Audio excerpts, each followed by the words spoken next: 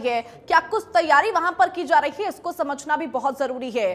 देखिए यहाँ पर मॉक ड्रिल को लेकर तैयारियों की तस्वीरें हम आपको दिखा रहे हैं। तमाम यहाँ पर जो यंत्र होते हैं उसको तैयार किया जा रहा है, सायरन्स की तैयारी की जा रही है ताकि लोगों को समझाया जा सके कि देखिए मॉक ड्रिल के दौरान ये चीजें आपको बतलाई जाएंगी, कौन सा सायरन बजेगा तो आपको कौन सा स्टेप करना है, उसको लेकर तैयारियां यहां पर की जा रही हैं। एक तरीके से छोटा सा ट्रायल मॉक ड्रिल से पहले किया जा रहा है, क्योंकि 7 तारीख यानी कल के दिन ही मॉक ड्रिल होना है देश भर के अंदर। उससे पहले ये छोटा ट्रायल किया जा रहा है। ड्रिल्स हमारे लिए भी नेसेसरी है और सर्विस प्रोवाइडर्स के लिए भी नेसेसरी है और एक अवेयरनेस के प्रोग्राम के लिए भी बहुत नेसेसरी है। ये पहले भी होती रही हैं, लेकिन बीच में कुछ इंसिडेंट्स हमें लगा कि हमारे सर्विस प्रोवाइडर या कोई बाकी लोग या कहीं ना कहीं किसी की नेग्लिजेंस की वजह से ह्यूमन लाइफ जो है वो जाया होती है और हम चाहते हैं फ्यूचर में ऐसा कोई इंसिडेंट ना हो।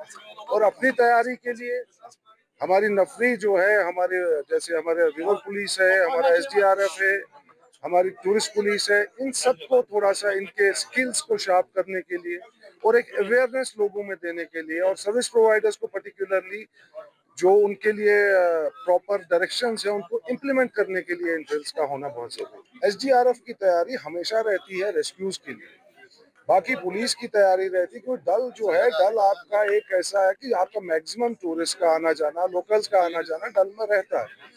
उनकी सेफ्टी, प्रोटेक्शन और उनकी अवेयरनेस के लिए ये ड्रिल्स बहुत। चलिए हमारे साथ साउथ हरियाणा से हमारे bureau chief Gulshan Grover live जुड़ चुके हैं, एक बार उनका भी रुख करते हैं। गुलशन, क्या कुछ तस्वीरें फिलहाल गुरुग्राम में हैं, क्योंकि कल मॉक ड्रिल होगा देश भर के अंदर, तैयारियां जोरों से की जा रही है, क्या तस्वीरें गुरुग्राम में?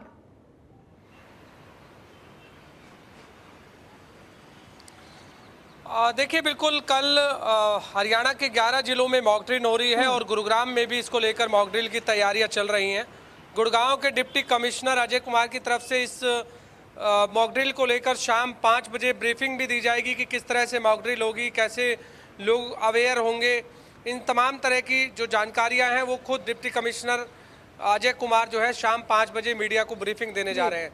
लेकिन ये मॉक ड्रिल क्यों ज़रूरी है, लोगों को ये भी बताना ज़रूरी है, क्योंकि जिस तरह से आज भारत और पाकिस्तान के बीच जो तनाव की स्थिति देखने को मिल रही है और जो पहलगाम में जो प्रायोजित ढंग से पूरा आतंकवादियों ने जिस तरह से हत्या की है, उसको लेकर के देश के लोग भी रोष में हैं और देश के लोग भी प्रधानमंत्री नरेंद्र मोदी से पाकिस्तान पर कार्रवाई करने की मांग कर रहे हैं। और इसी बीच जो तनाव की स्थिति देखने को मिल रही है और इसलिए अब केंद्रीय गृह मंत्रालय के निर्देश पर देश भर में ये मॉक ड्रिल की जा रही हैं।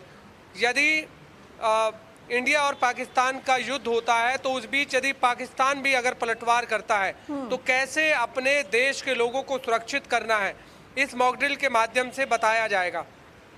अगर मैं गुड़गांव की बात करूं तो गुड़गांव में इस मॉक ड्रिल का जो नाम है वो ऑपरेशन अभियान जो है इसका नाम दिया गया है।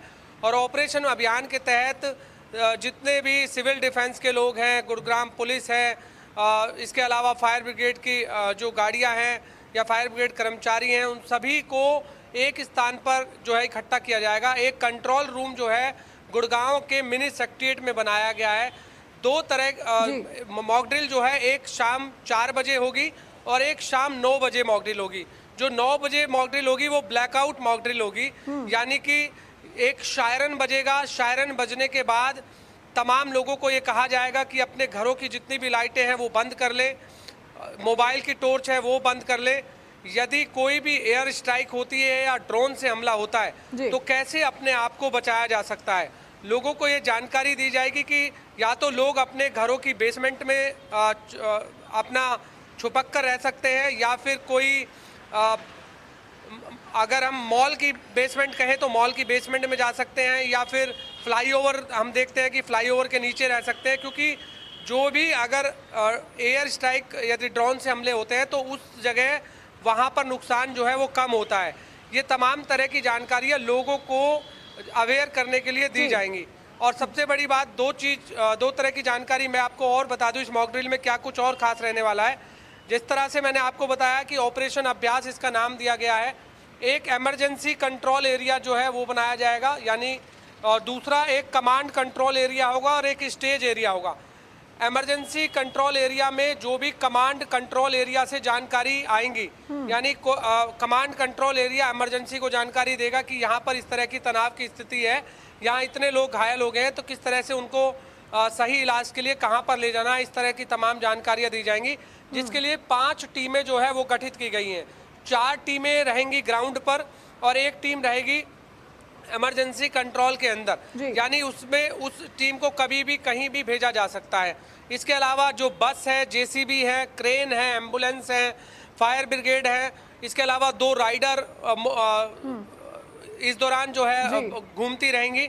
इसके अलावा एक पीसीआर रहेगी, सिविल डिफेंस की टीम रहेगी, यानी पुलिस कि कर्मचारी हर तरीके से यहाँ पर तैयारी पूरी है गुलशन। किसी भी सिचुएशन से निपटने के लिए लोगों को सिखाया जाएगा, मॉक ड्रिल होगी। फिलहाल बहुत शुक्रिया तमाम अपडेट्स और तमाम जानकारियों के लिए।